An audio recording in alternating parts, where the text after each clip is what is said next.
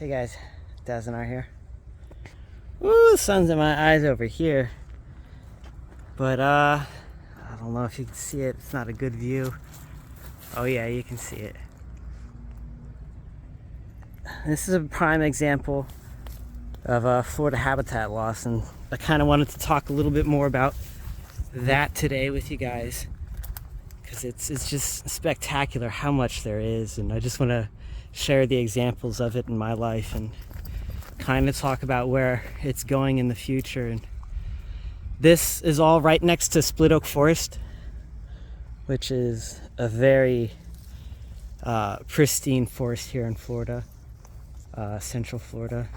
And this all used to be ranch land or forest like this, or something in between that was kind of recovering and hadn't been used. And within 1 year, we've had this kind of development, and like homes just completely built and all the land completely developed and terraformed. And this has a whole bunch of different effects.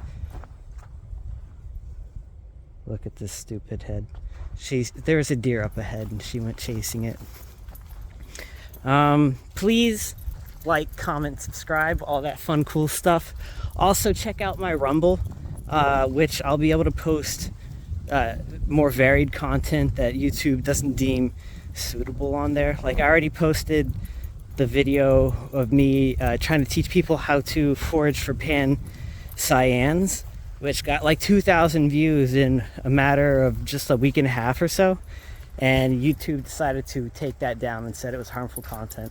So I have that on Rumble now, so you guys can check that out and subscribe to me over there. I have a referral link down in the description below too, so you can make an account, and I'll get a little bonus if you use my referral link to make your Rumble account. Dang, it looks like this path is going to be flooded out. We're not going to be able to use it.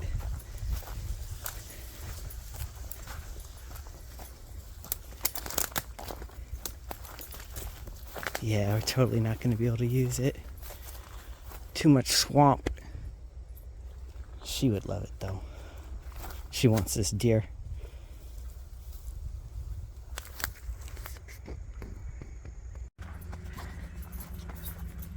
Florida habitat destruction in general, kind of no matter where you are, there are areas where it's just really getting out of control, where developers who have a lot of money have found an area where there are less protections on cheap land, and grapes, don't mind if I do. They can buy up that land and develop that land. In this case, it was old ranch land that was no longer super profitable for the ranchers. Oh yeah, these are still pretty good. So these mega developers with, billions of dollars target these areas where people need to sell off their land because, they have grandkids or they're trying to retire or whatever. And ranching isn't super profitable. I imagine you can make it very profitable doing organic, properly raised, like pasture cattle, which a lot of Florida farming is, pasture cattle. You don't have these crazy, gross factory plots of lands like you do out in Texas or California and other states. It just like, ugh. The smell is disgusting. Here in Florida, you don't have that. You have actual ranches and cattle living happy lives. I didn't see that when I traveled across the country and went over to California for a while. Anyways, back on topic after. Some muscadine grapes here. So, you have this kind of development happening, not just in the United States, but globally, where these developers can attack, what am I looking for? Vulnerable populations of people who need to sell out land and make some money. So they target these areas. If there is a viable customer base to move into those areas to develop whatever they want, generally speaking. Then these areas get developed in lots of housing, yada yada yada. You can look at examples in the Middle East where a lot of that has failed, where they tried to build extravagant things where there wasn't necessarily a regular customer base. But here with housing, especially in the United States, where people can afford housing like this, generally speaking, yeah, it's very profitable business to buy out cheap land and then make really small plots of lands with everyone close together and get people to invest in these homes, which generally have their price value increase throughout time. And I mean, that has proven itself for at least the time being. So I believe it's been one of the main incentives behind habitat destruction. Another one would be like kind of building factory space and roads. That kind of development has been taking up a lot of space, and urban sprawl kind of got out of hand too. And I think that's getting more dealt with in these 2020s era. But this type of habitat destruction is the go-to profitable thing to be doing these days. They stopped during the 2008 recession and then ramped back up, ramped down during COVID, and they're ramping back up again. It's just sad. This is what we people collectively have decided to profit off of. I wish there were better ways that we could go about living, and I know there are. I mean, I bet you can think of some clever ways that we could go about life a little bit better than this, right? These guys are going to be living in these homes for what, the next 20 years, 30 years, some people 40 years, and this is how they expect to be living with nature. Like, not really, you know, it's not very integrated for nature at all. If there's a hurricane, you know, it's not really prepared or built, designed for that, necessarily speaking. Instead, it was built with profit in mind. Is there going to be a customer base for this? Yes, no, then buy the land. And this is what it once was, you know. Look, forest. Amazing forest.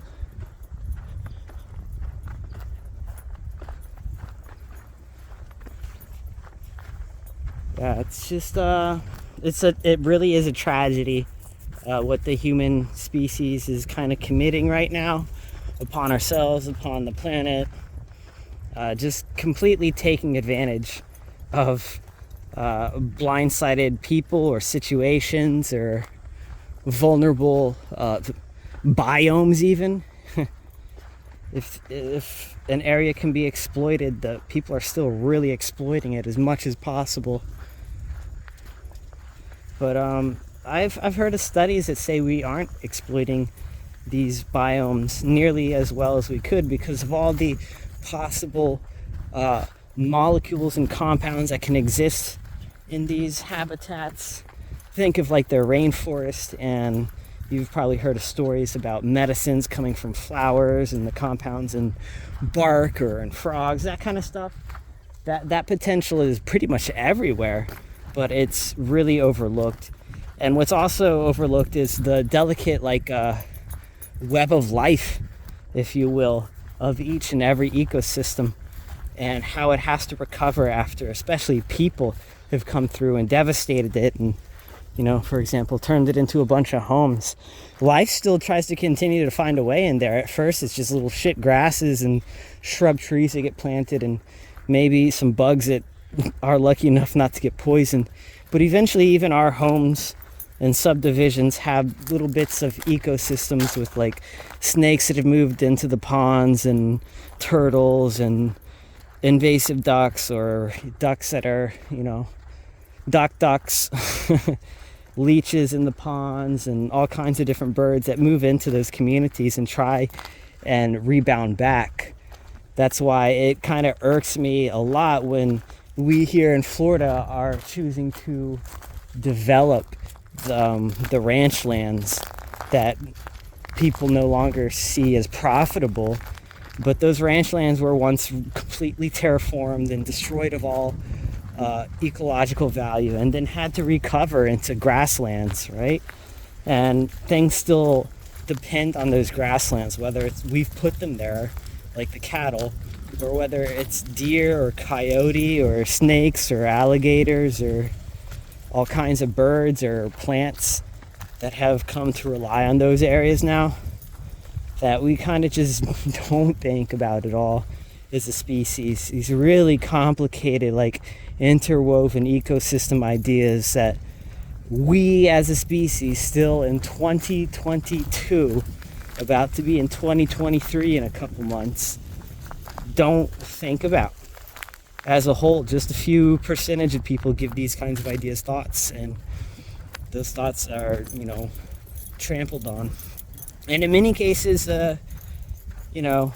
it's there are reasons those thoughts get trampled on and passed over, because like we have things like nuclear war on the table and threatening humanity and trying to feed people in this ineffective forms of government that we have controlling people. It's just it's understandable how these ideas aren't on most people's minds, but our minds are definitely capable of thinking about these hyper complex ideas that are going to affect us in the present and in the future. That sucks. It's like a tragedy.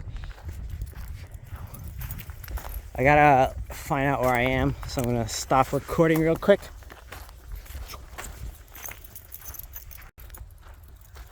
So I'm not sure when people will be able to take a legitimate stand, like an ethical stand, a legitimate one, not one that's been commandeered by political parties and power-seeking authority, but like a real actual stance against greed and its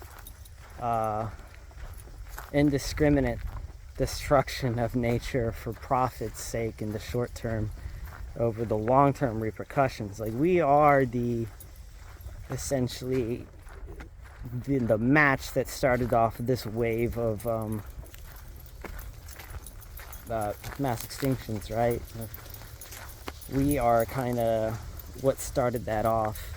At first, like tens and thousands of years ago, us as a species, made it harder for other species as we learned to hunt and whatnot. And it's possible we might have wiped some out, over the time. But now it's really evident that through our habitat destruction practices and our use of technology that has no forethought into how it produces energy and what consequences those have down the line. It's, like I said, it's 2022 and we're not trying to predict where things will head further down the line. And the habitat destruction we have here in Florida, there's still a lot more ranch land left to be sold off. They still have plans to convert more and more land into housing for people to live in. And essentially ignoring that, potentially in 100 or so years that we're going to have a problem with rising sea levels here in Florida and aquifer issues with seawater salinity intruding into those. And I guess they're assuming that no home that gets built now will be here in 200 years. I personally think it'll take about 100 to 200 years for sea level to start rising at such a pace that, Florida gets really overtaken from the rivers and beyond.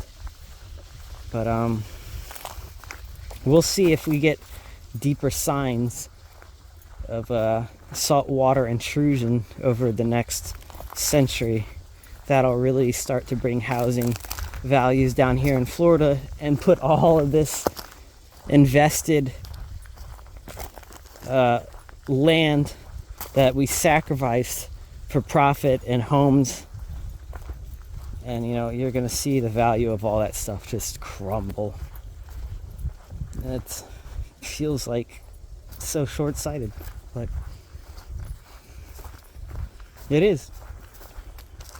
Sucks. That's the icing on the cake for Florida habitat destruction. There's a high potential for all of this to be underwater in 100, 200 years.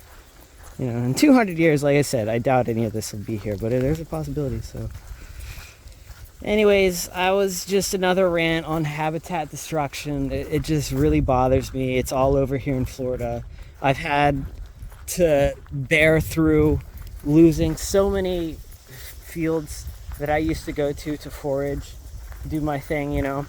I had really, really good producing fields, and I would just go all the time, and those fields would just be amazing, and there'd be no threat for someone to mess with me or to, you know, be like, hey, what are you doing? You know, so they were amazing places to go, but I think 4 or 5 of those fields had been, over the past about 9 years, have been turned into apartments or homes, and the field's no longer there. So it's just, I've felt habitat destruction personally in many ways, on top of seeing it. Hey, we're gonna go this way, come. There's more deer this way. So yeah, we'll end it, and I appreciate you guys for watching. Again, check the description down below to use my referral to join Rumble and find me on Rumble. I also have a link for that. Join the Discord if you guys want to chat on the Discord. I have people joining the Discord. We're always chatting. We're talking about all kinds of stuff, mushy stuff, ethics stuff, sharing videos, all kinds of dumb stuff. Come join. Again, I appreciate you guys for watching. More content will be coming your way. Thank you.